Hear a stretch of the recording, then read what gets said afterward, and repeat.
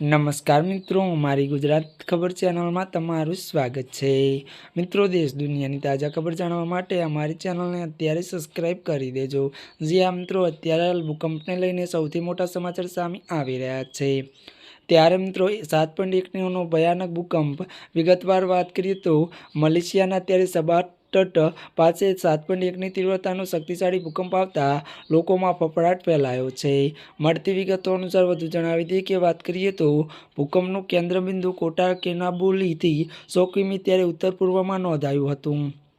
ત્યારે વધુ વાત કરીએ તો આંચકો એટલા તેજ હતા કે લોકો ઘરની બહાર દોડી આવ્યા હતા।